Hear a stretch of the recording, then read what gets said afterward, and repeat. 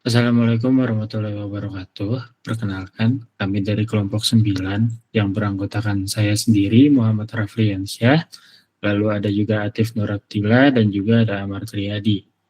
Pada presentasi kali ini, saya dan kelompok saya atau kami akan mempresentasikan atau menjelaskan atau juga memberitahu bagaimana program yang sudah kita buat sesuai dengan tugas yang sudah diberikan. Di mana proyek yang kami buat itu berjudul Deadline Monitor, yaitu sebuah aplikasi web sederhana yang bertujuan untuk membantu mahasiswa dalam mengelola dan juga memantau tugas-tugas perkuliahan agar tidak terlewat dari deadline pengumpulannya.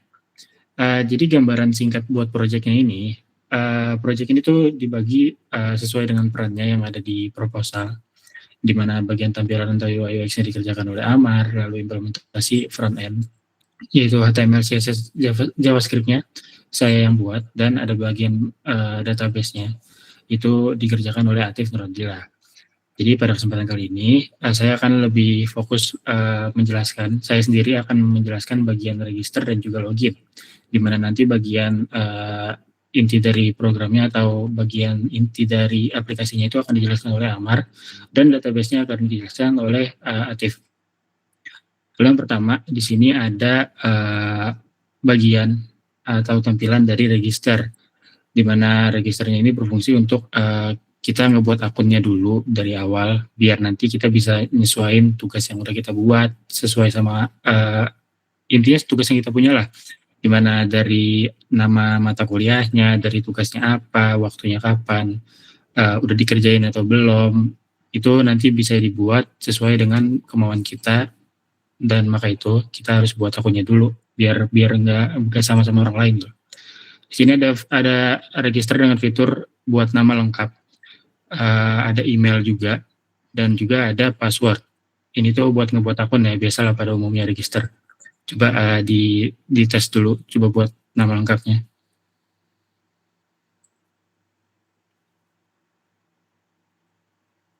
Ini untuk buat nama testingnya aja ya. Lalu lanjut ke email,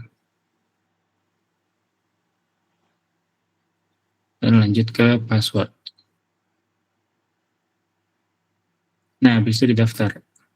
Setelah daftar, itu bakal ada notifikasi registernya itu berhasil. Lanjut. Nah, tadi kan udah daftar akun, udah ngebikin akunnya. Setelah akunnya dibikin itu lanjut ke tahapan login. Di mana login ya berfungsi buat kita masuk ke akun ke sendiri. Coba masuk pakai akun yang tadi udah dibuat.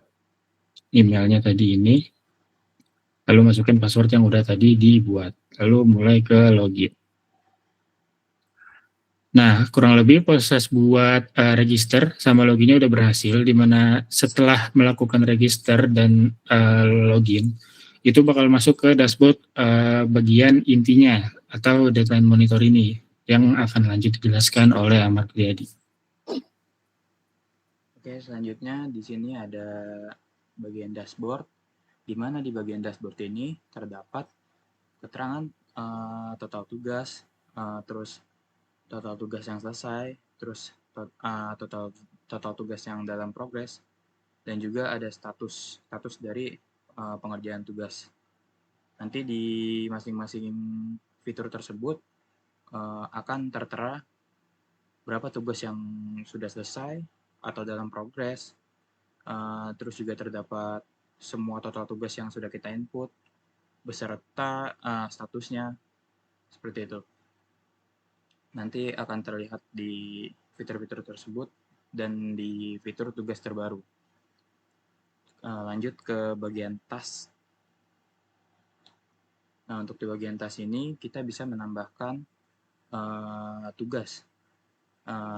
Fitur-fiturnya itu mencakup judul tugas, mata kuliah, deadline-nya kapan, dan juga statusnya. Mungkin bisa dites masuk judul tugas, misal dasar Python. Oke, dasar Python, mata kuliahnya itu pembelajaran mesin. Deadline boleh ya berapa aja lah, sebebas kita. Terus untuk status. Nah, di sini statusnya bisa belum dikerjakan, sedang dikerjakan, atau sudah selesai. Coba kita sedang dikerjakan. Oke, klik tambah. Nah, di sini bakalan tertera ya, judul tugasnya apa, mata kuliahnya apa, deadline kapan, status apa. Dan juga di situ ada aksi, edit ataupun hapus.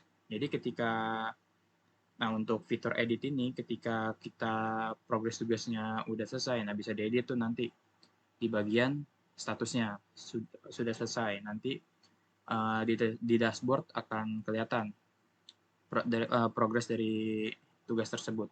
Bisa dicoba edit, terus diubah ke selesai, update. Nah, di sini terlihat ya statusnya completed atau sudah selesai. Coba boleh lihat ke dashboard. Nah, di sini sudah tertera ya, tugas selesai itu ada 1 dan total tugas juga cuma baru 1. Oke, misal kita ke tas lagi. Misal kita tambahin lagi tugas kuliah kita. Misal ya dasar-dasar pemrograman contohnya. Terus mata kuliah ya PBW lah. PBW deadline ya, bebas tergantung. Terus status misal belum dikerjakan. Oke, create. Nah, di sini terlihat ya status not started. Coba bisa dilihat di dashboard. Nah, di sini total tugas itu nambah ya. Total tugas jadi 2. Yang selesai tadi 1. Terus yang belum dikerjakan juga 1. Sesuai ya sama yang di input tadi. Dan di daftar tugas terbaru pun udah ke input ya si DDP tadi, tugas terbaru. Oke, balik lagi ke bagian tas. Nah, di sini ada fitur hapus, di mana fungsinya ini untuk menghapus dari tugas yang udah kita input. Tujuannya tuh biar nggak terlalu bikin banyak nyepam lah istilahnya itu. Coba tip boleh diklik hapus. Dua-duanya boleh hapus. Sip, balik ke dashboard. Nah, terhapus seperti itu. Gunanya sih biar nggak terlalu banyak ya, nggak terlalu banyak data. Jadi biar user itu atau kita sendiri nggak pusing melihatnya. Seperti itu. Mungkin setelah ini akan dijelaskan struktur database-nya oleh teman saya, Atik.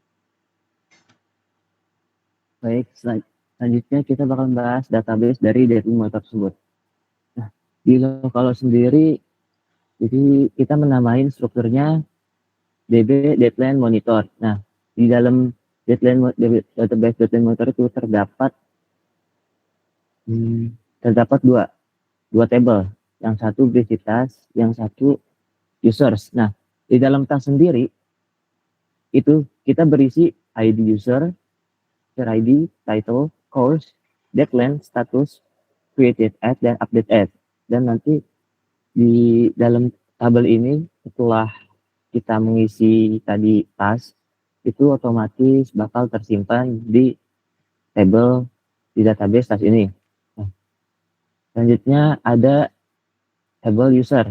Nah, di table user ini, jadi setelah kita tadi registrasi, nah, jadi akunnya itu jadi tersimpan di table users. Nah, di sini berisi ID, nama, email, dan password. Nah, passwordnya sendiri itu udah terenkripsi, jadi otomatis aman untuk database-nya. Mungkin untuk database data monitor segitu. Kita serahkan ke apa ini? Oke, jadi mungkin untuk yang bisa dijelaskan dari fitur-fiturnya apa aja atau pengenalan dari aplikasi webnya apa aja, itu sampai itu aja. Dan untuk kesimpulan, register sama login ini berperan penting sebagai gerbang awal dalam aplikasi data monitor. Jadi sebelum kita gunain aplikasinya, kita harus register dulu buat ngebikin akunnya dan juga login buat pakai akun yang udah kita buat, yang udah dilakuin di register tadi.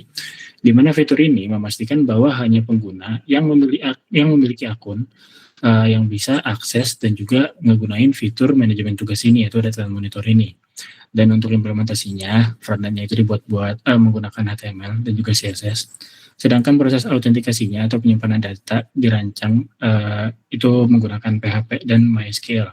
Jadi itu udah sesuai sama pelajaran atau mata kuliahnya yang udah pernah dipelajarin di kelas gitu loh, yang di pertemuan-pertemuan sebelumnya.